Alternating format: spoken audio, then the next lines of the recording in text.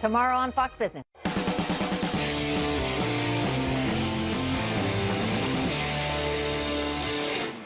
Good evening, everyone, and welcome to Tucker Carlson Tonight. I'm Brian Kilmeade, and unless you know something different, I'll be filling in for Tucker for the entire hour.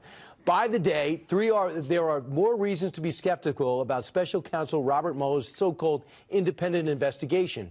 In a blog post published Tuesday, get this, New York Attorney General Eric Schneiderman, the former state senator, boasted about more than 100 different actions he has taken to resist and sabotage the Trump administration. So why does that matter? Well, Schneiderman has also been collaborating with the Mueller investigation. The New York Times is even speculating that Schneiderman will try to prosecute on the state level if the federal level can't. And Trump attempts to pardon individuals who have been indicted. Maybe they'll go the state way. Now, Mark Steyn is an author and columnist, also hosted this program last night, great contributor on Fox and Friends, one of our favorite all-time guests. Now, Mark, why is it a big deal that the Attorney General of New York has an interest in this investigation and is providing documents in this investigation, reportedly? Well, Schneiderman, for a start, is an explicitly political Attorney General, which is actually something that is malodorous in itself. When I a declared Democrat. Yeah, that's right. When I testified to Ted Cruz's committee in the Senate a couple of years ago, I cited Schneiderman for essentially doing an end run around the First Amendment.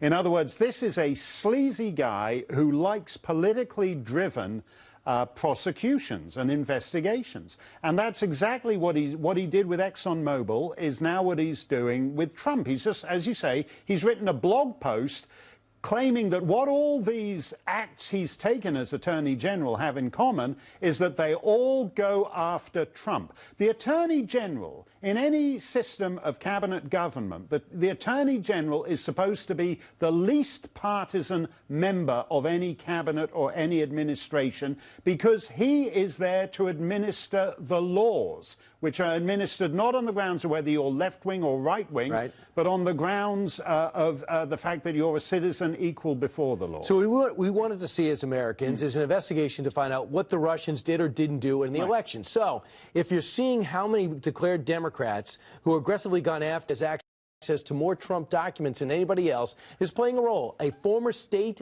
senator, Democrat, who actually has been going back and forth with Trump since 2010 after first asking for a campaign contribution. Right. And as you said, the point here is to prevent Trump being able to pardon these individuals.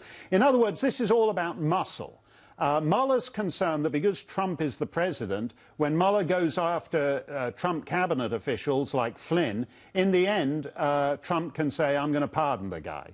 But he's gone to Schneiderman to say, OK, I want to lean on them. And they should know that if even if the president pardons you at the federal level, you're still going to be screwed over at the state level. That's actually a form of double jeopardy, as it were, for these guys. So, I mean, put it this way, it's gotten personal already. So if you want an unbiased investigation, you don't work with Eric Schneiderman if you're Robert Mueller. No. Even if you think that Trump is innocent or guilty, you don't want the appearance. Now, the president's come back with him with some beauties, as he would say. He's called him a total loser and a lightweight. The president's called him Revlon eyes because he accuses him of wearing eyeliner. He also has two separate investigations going into the Trump organization.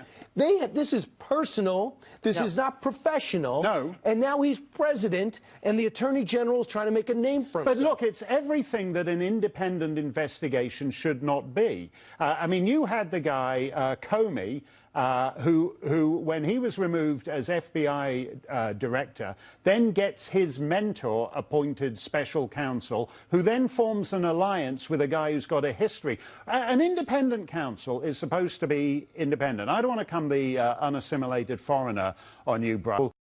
In Northern Ireland, when they had to have an investigation over decommissioning of arms, they got a Canadian general, because he's not connected to any of the players. When the Solomon Islands was in danger of going belly up, they got an Australian intelligence guy to go in there. Turks and Caicos, they bring in an English judge. You don't bring in a so-called independent counsel who's tied into everybody, who keeps on the team a bunch of hardcore Democrats who've been to Hillary's victory party, who brings in possibly the most partisan state attorney general in the country. Everything about this smells, and everything about it suggests that the real issue here is not foreign interference in the U.S. election, but domestic interference. Think about the other probes and the other investigations. They sit back, and I know Democrats did criticize Ken Starr, but for the most part, you sit back and you keep your fingers crossed. You provide the documents and try to prove your innocence. Karl Rove, successful. Scooter Libby, not. Right. People don't like the way that went. They look back. But this president is different. He says, I got a problem with the upper echelon and the FBI. The rank and file, I don't have a problem with. Then he says, I have a problem with the types of attorneys and investigators that are going after this. Don't ever do that. Well, I did it. And now it's beginning to prove correct, and there's reason for concern. However, for those out there who think that the president's getting this the right way, I have to point out that there's some people that sense a different way. Michael Isikoff in today's playbook on Politico says the Mueller probe outgrows the witch hunt phase. He says sources familiar with the probe say that such a rapid conclusion, which his attorneys say, they say it's fanciful. It's going to continue. Mueller and his team are pursuing new leads, interrogating new witnesses, and collecting a mountain of new evidence, including subpoenaed bank records and thousands of emails. So, if this is in fact true, what is he doing? Well, right now... what does that do with Russia? Right now, it's got nothing to do with Russia. He's got a couple of guys on things that were years before Trump ever ran for president, and he's got a couple of guys on process crimes, which are the most malodorous aspects of the FBI's powers. You and I know that if we went and talked to the FBI for 40 minutes, they could nail us on something or other that we misremembered there. That crime should not exist. It is particularly ludicrous in this investigation that people are having to plead guilty to lying to the FBI when you have things like an associate, whatever he is, associate deputy, deputy associate undersecretary of justice, who doesn't even tell the attorney general that he's been meeting with Christopher Steele and the Fusion GPS guys, and his wife works for Fusion GPS. Bruce Orr. Yeah. Now, where's his not being fully forthcoming in the investigation? The FBI and the Department of Justice can lie to us, but if Flynn lies, that's it. Mark Stein, thanks so much. Thanks, Brian. More elements to this, and let's talk about it. Meanwhile, in the House, there is a drama over the infamous Trump dossier. You got the House Intelligence Committee has subpoenaed John McCain's associate, his name is David Kramer, seeking more information on the sources behind the dossier. Kramer met with the dossier's author. You know, it's Christopher Steele, the big investigator with the great reputation. And that happened at McCain's request, and then transferred documents to McCain that were handed over to the FBI, at which time the FBI says, oh, I got these already. Molly Hemingway is a senior editor at The Federalist. Tom Bevan isn't. He's co-founder of Real Clear Politics. They both join us. So, Molly, when we talk about this dossier, where does McCain, why is that of interest to find out how McCain got it and why his associate gave it to him? You know, there's been a lot of interest in the role John McCain played in getting the dossier to the FBI. We now know that the FBI actually had the dossier months prior to that, and in fact, it was handed over in installments as it was being collected, which is pretty interesting, if not scandalous information in and of itself. But what's interesting about this is this guy came in, this McCain aide came in, and wasn't willing to tell who the sources were. He says he knows who the sources were in some cases, but he wasn't willing to say who they were. That's absolutely true that Americans have every right to know who the sources are for each and every unfounded or unverified salacious allegation that has spawned this sprawling battle. But it would be forthright and honest when they're talking to investigators. And David Kramer works at the nonprofit McCain Institute, so he handed this off. Now, Tom, we know there's personal animus, or there was, between McCain and President Trump because of the shot President Trump took at him and maybe other things. So having said that, David Kramer really has nothing to hide. If he just got handed a dossier, he didn't write it, and handed it in, what's the mystery here? Well, that's a great question. I mean, and I agree with Molly. I mean, he should testify, and there's no reason that he shouldn't be able to tell the House Intel Committee who those sources were. And we need to be able to know who those sources were to make assessments and value judgments about the veracity of the information. That's what, you know, critics of this dossier say it's totally unfounded, all these salacious allegations unfounded. And critics of Trump say, look, this thing is, you know, may be true, and they believe that a lot of it is. We need to know where these sources are, who the sources were, and where the information is coming from. It's also interesting, too, Brian, you go back to the feud between McCain and Trump.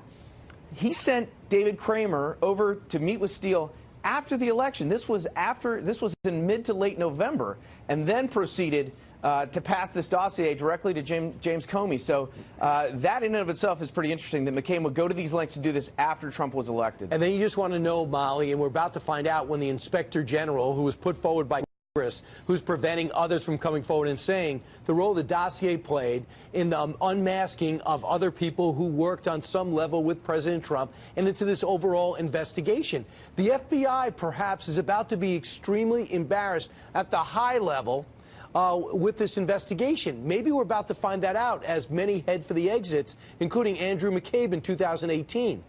Well, what's really important is for the FBI and the Department of Justice to simply answer Congress's questions about the dossier, about its use in securing a wiretap against a Trump campaign affiliate. They have been really not forthright about their role. And that is causing a lot of problems for investigators. And in fact, Devin Nunes, the chairman of the House Oversight Committee, just sent a letter to Rod Rosenstein saying that all the information needs to be turned over by January 3rd. They'd previously claimed that they didn't have documents that it turns out they do have. All of this is very important, and I think people are growing tired of that obstruction that they're seeing there. And Tom, real quick, 35 pages long, among its allegations that Russia has been cultivating President Trump, the host of The Apprentice, for 10 years at the behest of Vladimir Putin because they knew he was going to be president and they wanted to control the country. It sounds plausible. Right. I mean, some of the allegations in the dossier are just, you know, so wild and beyond belief. But to the overall point, right? This document is the one that spawned the entire investigation. We've been a year now arguing and over these cries of collusion between the Trump campaign and Russia, not Russian interference in the election, but collusion. And so far, we have not seen anything to verify that. And we're a year into this, and it's going to go on much longer. All right, Molly, Tom, great job. Thanks so much. Have a great new year. You too. You too. All right, coming up straight ahead, we have shocking stats on chain migration. Just how fast are people entering the United States? We'll reveal those numbers, then try to get over it when we come back. Don't go anywhere.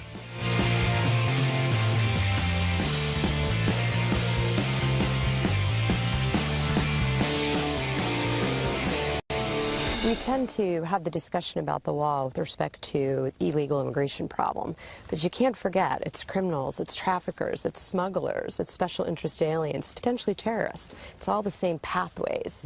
The transnational criminal organizations are happy to sell their services to anyone. Right? So we really need to stop their ability to cross. That was me. I had the privilege of going to the border 2 weeks ago to the Rio Grande sector with Homeland Security Secretary Kirstjen Nielsen.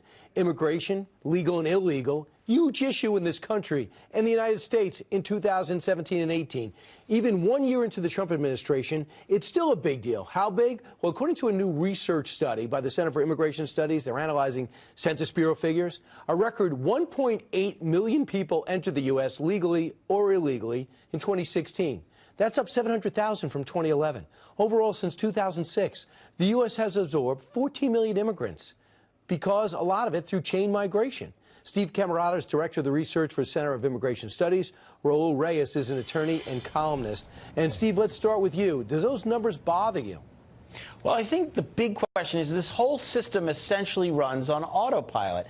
That is, we just keep taking folks. People sponsor, we hand out visas through the lottery, employers want someone, they bring them in, but nobody steps back and says, look, does this 1.8 million make sense? What is the absorption capacity for our schools or for our hospitals, our roads, our physical infrastructure? How many people can we assimilate? These are all really important questions, and in general, no one's asking them. Right, and I'll tell you, Raul, you have Australia, New Zealand, and Canada, all with one thing in common. They have a merit-based immigration, merit-based immigration system. In 1965, we changed ours. Don't you think we should reevaluate what we're doing? Well, in 1965, one of the reasons that we changed ours under the Immigration and Nationality Act was because the old system tended to give preference to people from Western Europe and Northern Europe. So the Congress back then decided they wanted a more egalitarian approach. They changed the system to what we have now, and what some people refer to as chain migration, which actually the American Immigration Lawyers Association considers a pejorative term, is also known as the family unity principle. And And the family unity principle really has been a bedrock of our immigration system since 1965. I know a lot of people, I don't dispute these numbers. I think maybe the difference I have with Mr. Camerati is our interpretation of them. I look at these numbers and I say, well, we are admitting a large numbers of people through legal channels, right, and some people are coming, obviously, undocumented. But meanwhile, we have a 4.1 unemployment rate at 17-year low. This is a historic low under this administration. So that shows, to me, in my view, right, that our economy does have the capacity to integrate these workers. But we also have an American culture to perpetuate, I think, forward. We shouldn't be embarrassed by it. We should embrace it. We got a unique background in history, right, and we might be running from it. What I found stunning, Steve, is that in New York, 28%. In Los Angeles, excuse me, in California, over 30%. Texas, same thing. Nevada, what am I saying? 30% and plus of these households speak Spanish, not English. The English is our national language. Is that something for America to worry about? Look, we all recognize that English is language. Not only do they have the ability to speak Spanish, but they only speak Spanish in their households. Right. We could talk about the economics, but maybe some of the more important questions are the ones you raised. How many people can we absorb? Once immigration gets so big, it tends to overwhelm the assimilation process, because one of the ways assimilation works is immigrants and their kids basically get submerged in a sea of natives and their kids. But in many school systems in the United States, the majority of the kids now come from a foreign language background, often Spanish, though other languages. And so what we have now is a situation of about 67 million people who speak a language other than English at home. This doesn't just create challenges for our schools, but it does in many parts of the country represent a real challenge to English as the dominant form of communication. And we know that English is one of the glues that holds the country together. Right, Raul. Of course. Right, English, of course. So we agree on that. So, Raul, in the big picture. Absolutely. And know who else agrees with that is when you talk to recent immigrants, people who have been here a long time, and this has been borne out by studies from the nonpartisan Pew Center. The #1 concern for undocumented and legal immigrants in this country is to learn English quickly, because they understand if you don't know English, you can't get a job, you cannot function, you cannot be part of society. And we see that, for example, in our Latino population. The first generation that gets here, you're right, they speak mostly Spanish. Second generation, maybe they're bilingual. By the third generation, the Spanish is gone. They are English dominant. That has happened among members of my own family. My family background is Mexican-American. There are people in my family who don't know any Spanish, and that's a pattern we've seen again and again. So it's not so much a threat to American values or assimilation. What it is, it's just a different way of contributing to the fabric of the nation. Chain migration in particular is being visited in immigration reform over the next month. I understand a bipartisan Senate committee already meeting, and they're going to do something bipartisan. Keep your fingers crossed, because we've got to do something together at some point, Steve, that they're going to go ahead. And I think chain migration is being looked at, because it's not just the nuclear family that's coming here, it is the extended family. And after a while, most of the immigrants coming here are off chain migration. Or now this lottery system is under scrutiny, especially because a couple of these guys come over, they turn out to be terrorists. So do you believe that we're doing the right thing in re-examining both those elements of immigration?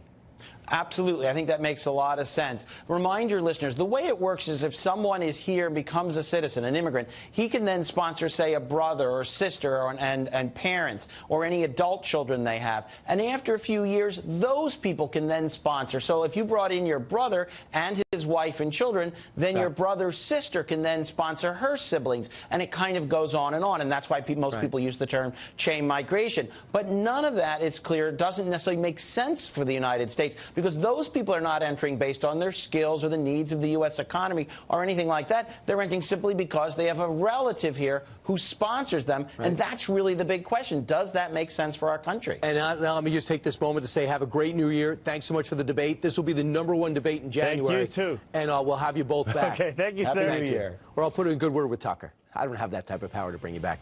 Vanity Fair lashed out at Hillary Clinton. Now they're backpedaling while President Trump watches, laughs, and tweets. That story next.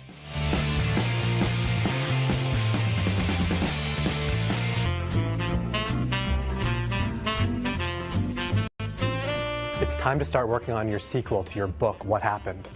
What the hell happened? Get someone on your tech staff to disable autofill on your iPhone so that typing an F doesn't become Form Exploratory Committee for 2020. You know, on Anderson Cooper, you were telling him about alternate nostril breathing. You seem really adept. You should try teaching a class. Take more photos in the woods. How else are you going to meet unsuspecting hikers? Take up a new hobby in the new year. Volunteer work, knitting, improv comedy, literally anything that'll keep you from running again. To finally put away your James Comey voodoo doll. Now, we all know you think that James Comey cost you the election, and he might have, but so did a handful of other things. It's a year later, and time to move on. So cheers to you, Hillary Clinton. Cheers to you, Hillary. Cheers to you, Hillary Clinton. Kind of funny, right? Well, that was Vanity Fair begging Hillary Clinton to not run again. It happens. It's called comedy. And instead of running again, go quietly away. Now they're getting huge backlash for it, with subscribers angrily attacking them and even burning the magazine. President Trump is taking delight in the magazine's plight, tweeting today, and by the way, they apologized quickly, Vanity Fair, which looks as if it's on its last legs, they laid off a bunch of people, is bending over backwards and apologizing for the minor hit they took at Crooked Hillary, Anna Wintour, who was all set to be ambassador to the Court of St. James, and a big fundraiser for Crooked Hillary, is beside herself in grief and begging for forgiveness. So the president getting involved. Ethan Bierman is a liberal radio host over in California and wants to rein in on this perspective. Ethan, do you side with Vanity Fair and their attempted comedy, or do you side with the Hillary supporters who are mad that they would try to bring up something funny about Hillary Clinton? Well, I think there's a little bit of both going on there. First off, Vanity Fair, you know, is light humor. This is what they do. This is their audience. Some of their audience was very upset. That's why they apologized. But look, Hillary Clinton supporters clearly have a right to still be upset. She won by 2.9 million votes in the popular vote. Furthermore, we have the grabber-in-chief. We have the Me Too movement happening. They have every right to be upset about it. But clearly the Democratic Party doesn't want her to run in 2020. We need to be looking for younger and more diverse members of the party to step forward here in 2020. I think Vanity Fair did the right thing issuing an apology. That's a smart business move by an American company. But what did they do? They took a political figure and they did sarcastic comedy on it. You might not think it's funny, but it's free game. Right. You have to admit, her husband, they went after him every night on late night. No one gets beaten up like President Trump on a regular basis. Why isn't she open season? After all, even though she sold a lot of books, the whining for 3 months is a source of comedy, usually. Yeah, well, but here's the deal. Again, if you own a business, Brian, and your customers are mad at something that you just did, you do an easy apology. Of course Vanity Fair is going to apologize. They need to keep their subscriber base. By the way, the president was factually incorrect yet again today in his tweet. Vanity Fair is doing just fine. The latest numbers I saw was a 2% year-over-year increase, partially because of his attacks on them last year brought a lot of attention, and people added subscriptions in support of Hillary Clinton in opposition to President Trump. So I don't know why he's attacking them, because, well, his attacks didn't work. It gave them more business. Well, Graydon Carter resigned from his post. He's been an enemy of the president. We do know they laid off a whole bunch of people last year, too. The magazine industry's taken a pounding. But my feeling is this. A magazine is supposed to have an opinion and stand for something. I don't really know. Vanity Fair, it's not something I subscribe to or download.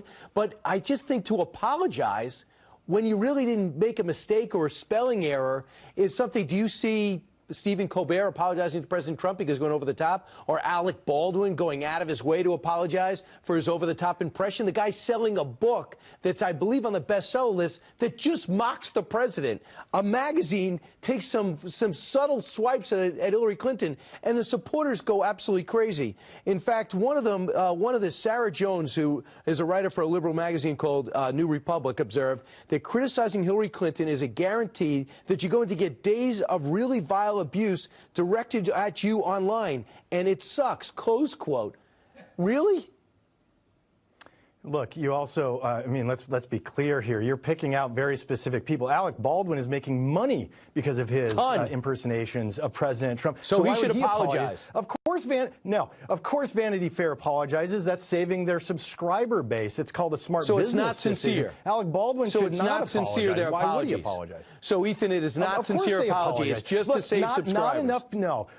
Not enough people understand how easy an apology is. More people in our society, including the president himself, should learn to apologize when you're wrong or you've done something to upset somebody else. But It's what so did she easy do to wrong? make peace. If you have a magazine that takes a position that offends people and you have to apologize, why do you have columnists? Why do you have opinion people? Ethan, in your opinion right now, you tick people off. Will you apologize? Do you feel compelled to apologize to people who don't agree with you and are ticked off listening to your opinion? But these are totally different target audiences. Brian, you and I speak about things that are controversial. Vanity Fair doesn't so much, and because they did something that was satirical, light humor, but it offended a large number of their subscriber base, of course, that is a smart business decision. We talk about it, President Business here, President Trump, and we're talking about, business in America. He's attacking an American business. Why is he not focusing today on Russia, Turkey, and Iran forming an axis of evil in the Middle East instead of Vanity Fair? Well, I know that's him, and that's what made him successful in business and now in politics. Ethan, always great to see you. Have a great New Year's Eve. Brian, thank you. Happy New Year. Straight ahead, this story you're not going to believe. New York Mayor Bill de Blasio has never been one to think of himself lightly. He loves himself. But this may take the cake. In an interview with Politico, de Blasio compared his own political setbacks with those of Mahatma Gandhi.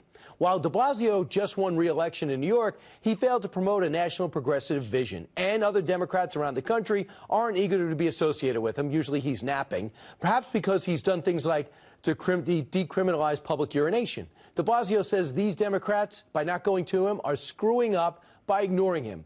Quote, so every time someone tries something and it doesn't work, it invalidates something else they might be doing going forward, de Blasio told Politico. Tell that to Thomas Edison, Henry Ford, to Gandhi. There's no leader who hasn't had setbacks. While downplaying his own setbacks, de Blasio played up Hillary Clinton. Get this, saying that if she had listened to him and run a more left-wing campaign, she would be president. Perhaps it's no surprise an anonymous top Democrat told Politico the reason de Blasio gets ignored is because Democrats, quote, don't respect him. But don't be surprised if he does run for president, even though his own governor and his own party hates him. All right, coming up straight ahead, it's not just nuclear weapons, new fears that North Korea could be developing biological weapons. Yup, that story coming your way. Don't go away.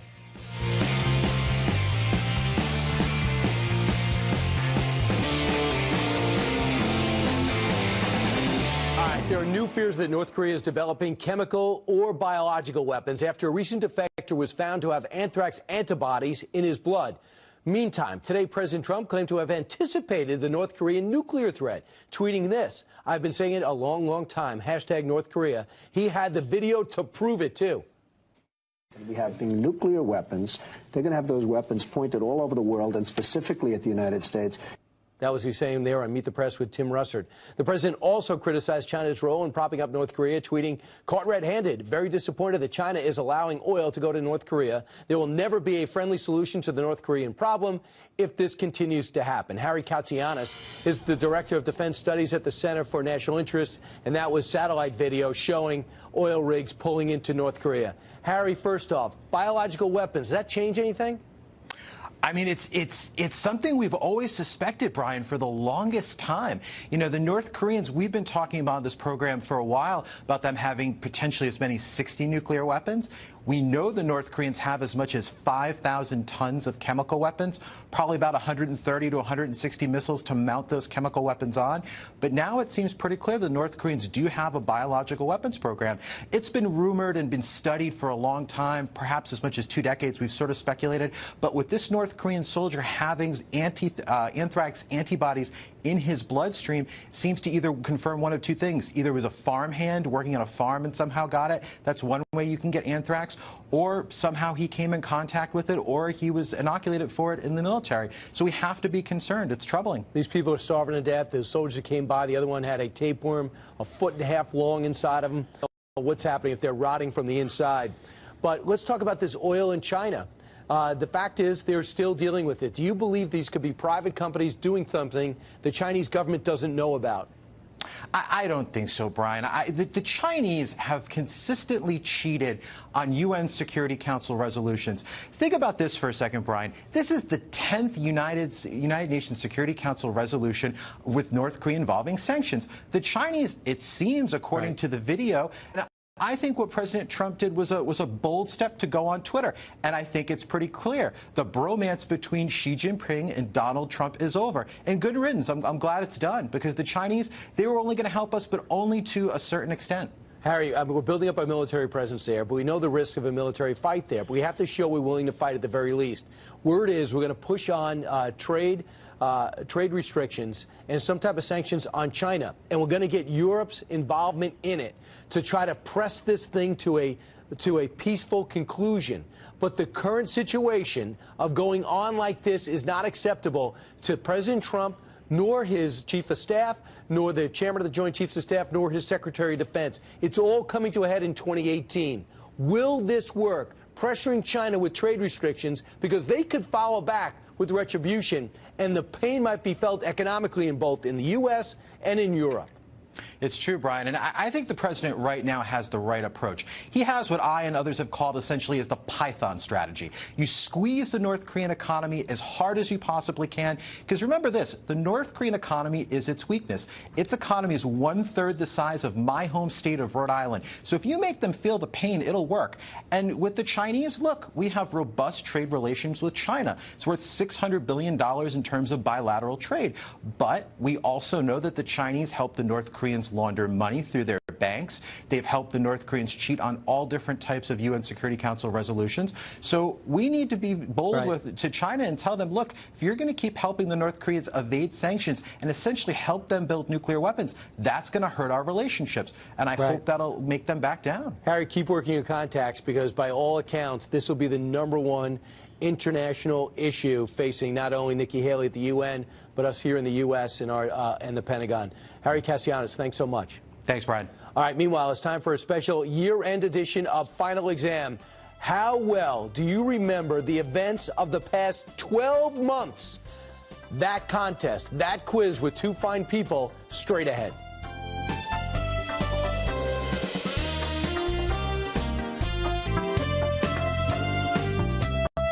Where does the time go? It is now time for the final exam, where we see which news professionals, and they are, and contributors have been paying attention to current events. Tonight, we close the 2017 edition with a special year in review. Our questions just won't span this past week.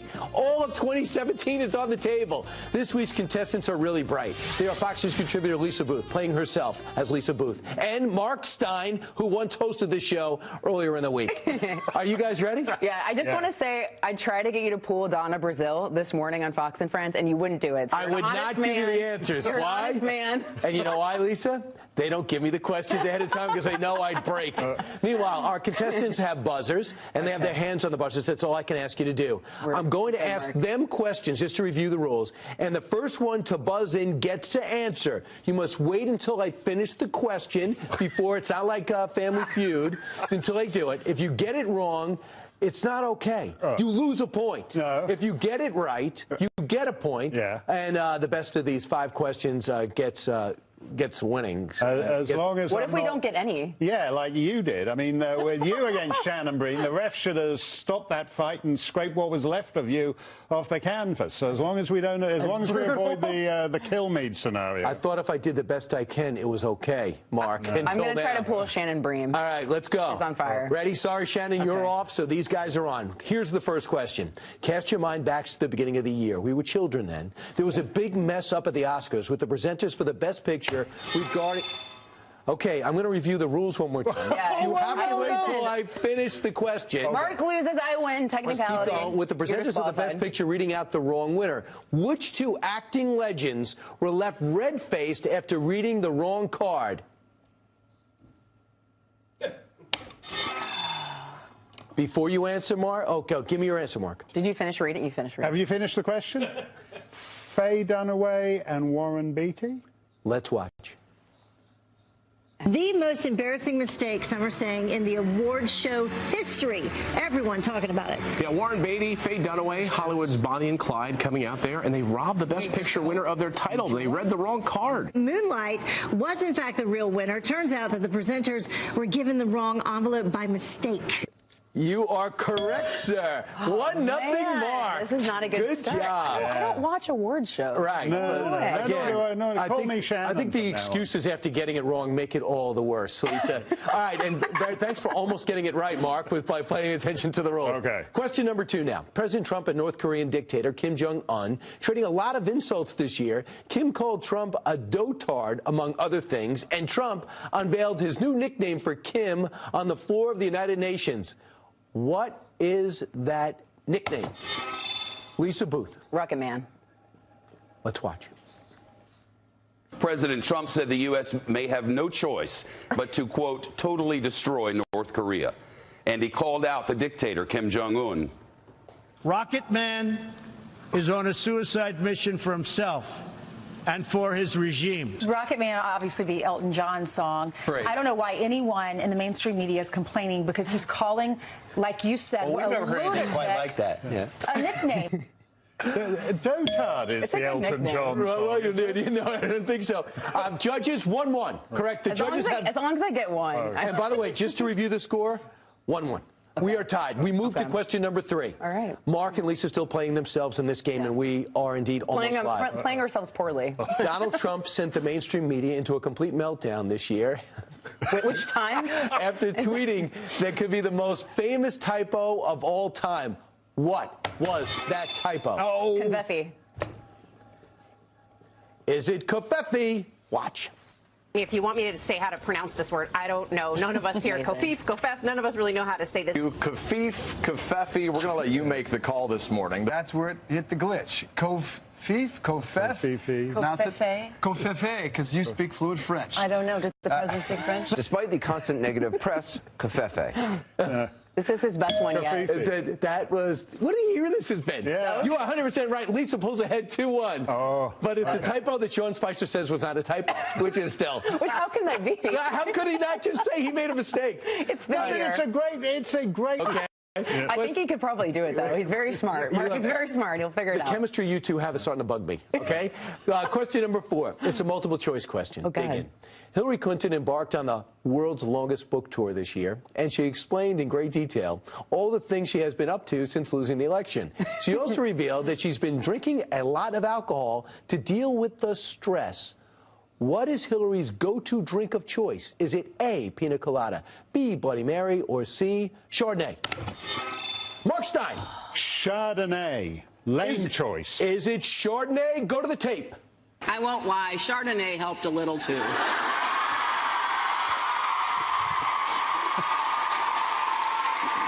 Yes, I had my fair share of Chardonnay, so trying to calm myself down, and my share of Chardonnay. It was a very hard. Who doesn't like Chardonnay? My Transition. fair share of Chardonnay. That's another I think that's always the fix. That's a very useful tool to bounce back. What happened? You are 100% right, Chardonnay. And let's go check the scores now. 2-2. Oh. Nobody, we've gotten the right answer each and every time. Yeah. So this will be the tiebreaker if my math is correct. Oh, and wow. often it isn't. All right, let's go. Final question. Back in the summer, ESPN faced a firestorm after it pulled an announcer from calling a University of Virginia football game. The reason? ESPN didn't like his name. What was the announcer's name? Oh. Robert E. Lee. Robert Lee. Lisa Booth says Robert Lee. Robert Lee. Judges, jot that down. Now I want to roll the tape. I